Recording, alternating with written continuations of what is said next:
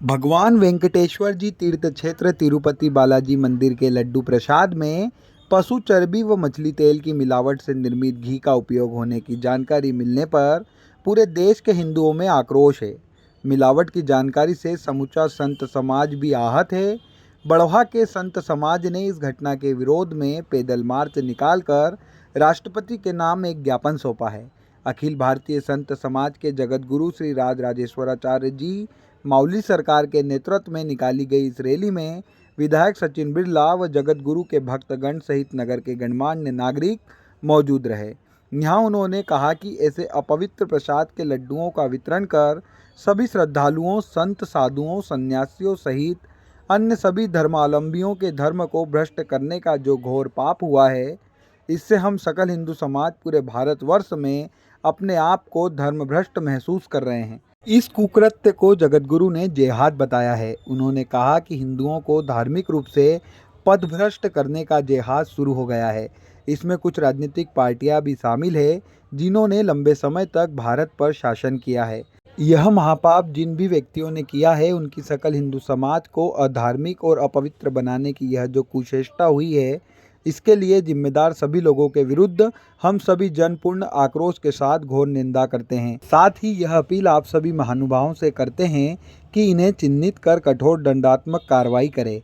भविष्य में ऐसी पृथक एजेंसी जो हिंदू धर्मावलंबियों के धार्मिक भावनाओं अनुसार खाद्य सामग्री, महाभोग सामग्री आदि के कच्चे और निर्मित स्वरूप को विकृत करने का कार्य करते हैं, ऐसे कुचेष्टा करने वाले व्यक्तियों, संस्थानों के विरुद्ध जांच समय समय पर होना जरूरी है। इस दौरान नगर के हिंदू समाज व हिंदू संगठन के सदस्य भी सम्मिलित हुए।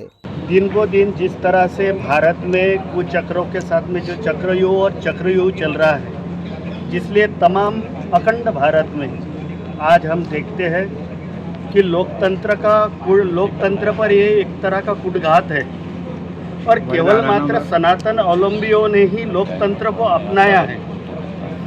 तो ये कहीं ना कहीं एक कुटघात हो रहा है और कुचक्र चल रहा है। ये आज से नहीं तो देश के आज़ादी के पूर्व से सनातन अवलंबियों के लिए इस तरह का नीतियाँ अपनाई जा रही है। आज अन्य अनन्य धर्मावलंबियों के लिए अलग अलग प्रकार के बोर्ड बनते हैं, लेकिन हमारे सनातन अवलंबियों के लिए एक सनातन बोर्ड भी नहीं बना है।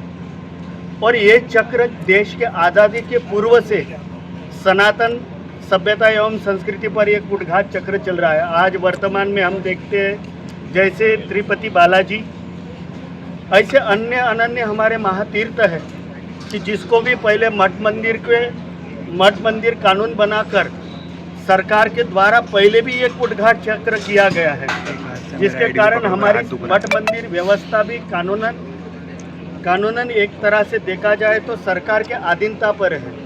हम road tax, sale tax, income tax, नाना प्रकार के टैक्स भरते हैं। जितने भी हमारी संपदा आती है वो सरकार के कोषागृह में जाती है, जाकि वो पैसा कभी हमारे सनातन उत्थान के लिए नहीं लगता है। आज ये कुचक्र आज से ही नहीं तो बहुत पूर्व से, जब से देश आज़ाद हुआ है, और देश आज़ाद होने के पूर्व में भी आप जानते हैं कि राजनीतिक दल जिस तरह से आज जो ये घटना घटी है, वहाँ भी राजनीतिक दल देखा जाए तो जो 50 साल पूर्व पहले भी राज कर चुकी है। और जिस राज्य में ये राजनीतिक दल होता है, वहाँ इस तरह कटाक्ष प्रहार सनातन संस्कृति पर किया जाता है। आज हम केंद्र में देखते हैं कि सनातन उत्थान के लिए नहीं तो समग्र धर्म उत्थान के लिए केंद्र सरकार काम कर रही है। मगर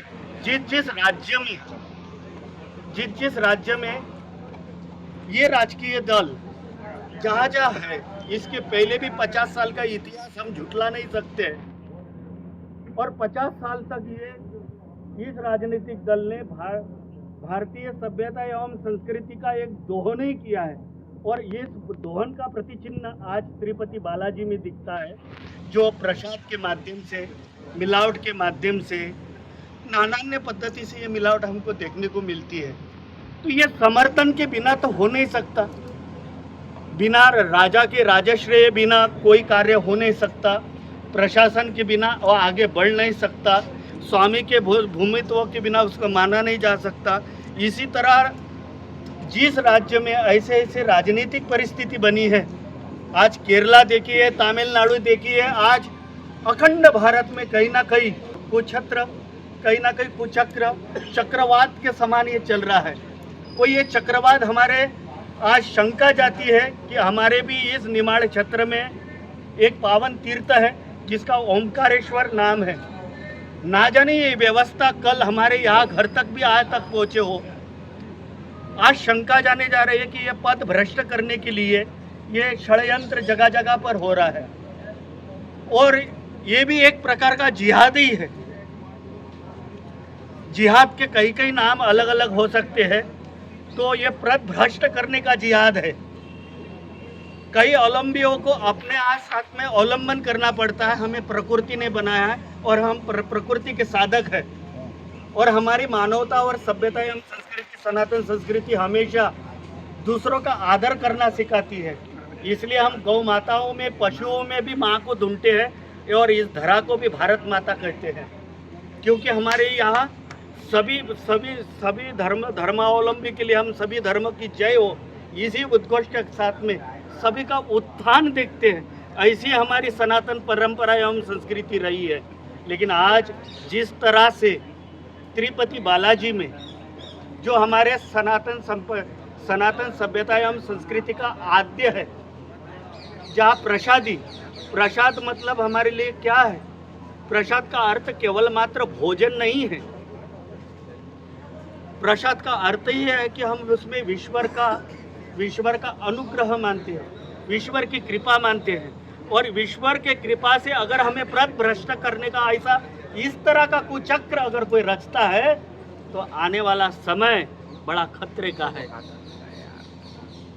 और हमें जगना होगा और जगाना होगा। तो मैं निश्चित 2 शब्द कहूँगा, जब तक ओम में बिंदु रहेगा तब तक हिंदू रहेगा। उग्र ही लालिमा केशर रंग की, देखिए भगवे रंग की।